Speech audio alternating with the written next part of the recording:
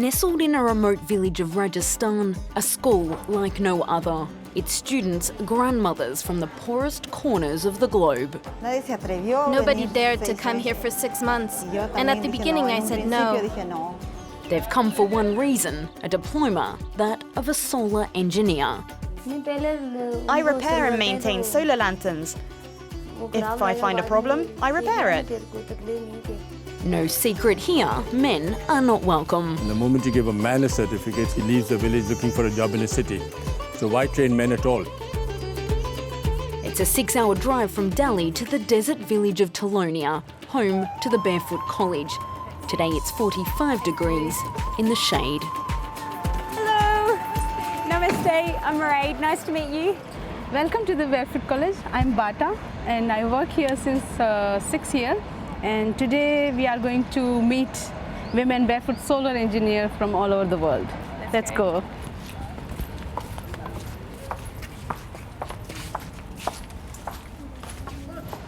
To qualify for a place in this college, you must be female, without a degree and live in a remote village.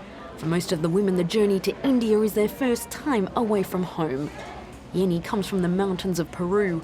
Her village of Turu has no electricity. She was sent by her community, leaving behind her children and husband for 6 months. I didn't want to leave my family, my children. They are very young, so I said no.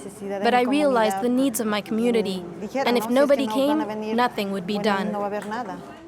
Today's class is a mix of women from South America, Africa and the Pacific Islands.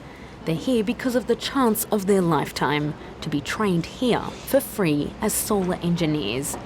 The Indian government covers the cost of their education. The United Nations pays for equipment. And this is what they'll take home: solar lighting and the expertise. The teachers communicate in Hindi while the students speak up to 10 other tongues. First step on arrival then, learning a shared language, starting with the names of all colours in English. 7 violet, 8 glare, 9 white. We also use sign language. We show the circuit and point out what's important. For example, resistance 1 goes here, resistance 2 goes there, and then they color match it with one that's already made. It's not always a smooth process. Mariam comes from Uganda, where she's more used to taking care of her 6 grandchildren than messing around with circuit boards. We are old women. We are grand women, so we go slow, and we understand small. Life in Rajasthan can be difficult for the women, not only because of the heat. The diet is also different, much spicier, and there's no meat. Chapati and rice with curry, vegetable curry, no meat. Every day too much. But each meal is a reminder of what they've learned in the class. Here the food is cooked in an oven that gets its energy from the sun.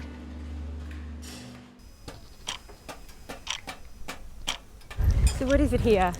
This is solar cooker section, and here the women, they make solar cooker, and we use it for the boiling water, boiling milk, and making tea. Water right now? Yeah, right now we're boiling yes, water, indeed. And we're making bread, Indian bread. It's really very hot. You can see how hot it is. It has 300 degrees. The women who make these solar cookers are all former graduates of the college. Welding in a sari is now a normal part of everyday work. Okay, so here are the first barefoot solar cooker engineers. So What, we are they're going to working meet right them. now? Yeah. Hello. Namaste. Namaste. Sita, you were the first solar engineer to graduate from the college. Did you always think it was possible? In the beginning, I thought I was unable to do it. This is not a woman's work. It's for a blacksmith or another caste. And I'm not educated enough to understand this work. But we made this solar cooker, and we felt happy. And then we got the confidence that we could cook and teach others also.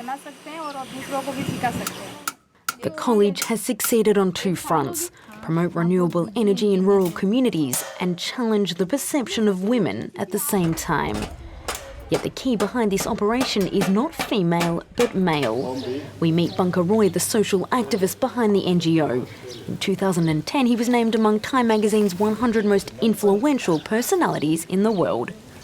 Gandhi, who's a bit of an icon here, is known as saying you teach a man, you teach an individual, you teach a woman, you teach an entire family. Is that the idea behind only accepting women, or is it more of a sexist policy?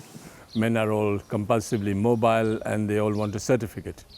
And the moment you give a man a certificate, he leaves the village looking for a job in a city. So why train men at all? We thought the best way to keep the skill in the village, make it useful, is to train women. And not only women, but illiterate rural women who have roots in the soil, roots in the village, would never leave the village, and they have a flair to teach others. So you've already helped like dozens of villages around the world. Where to from here? Choose any underdeveloped, least developed country around the world, and I want a grandmother from every country.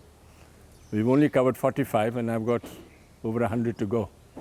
So now we've got 20 grandmothers coming from the Pacific Islands right now. We are going to get about 5 or 6 grandmothers from the Middle East.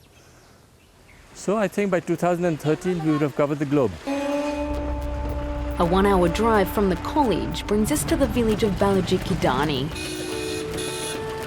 It's been 5 years since the residents first welcomed solar lighting. Now each of the 30 houses has its own lantern. Inside we meet Santosh, 21 years old with 2 children. As a member of India's Dalit community, or Untouchables, being a solar engineer means she's broken through a rigid caste system. In these 30 houses, I'm the only woman who knows how to do this. I don't go to them, they come to me. I'm so happy and proud to repair these lanterns.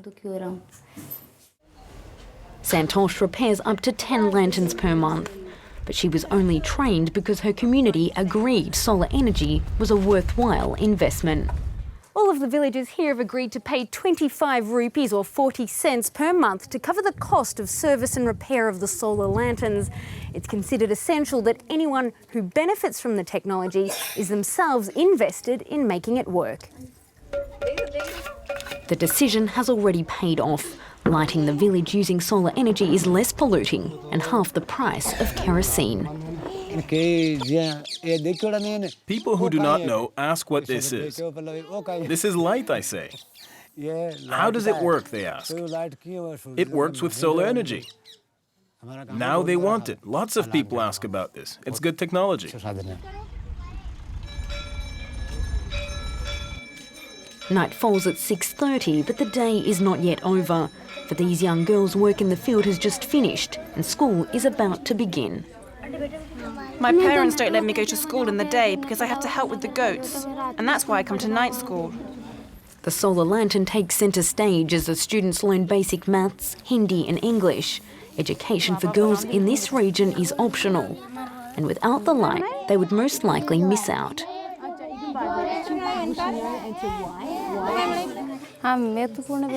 Now we have electricity from the grid, but we can't rely on it because it often cuts out. This light is always here. We need it for the children to be able to study at night. Today life has changed in the village of Santosh.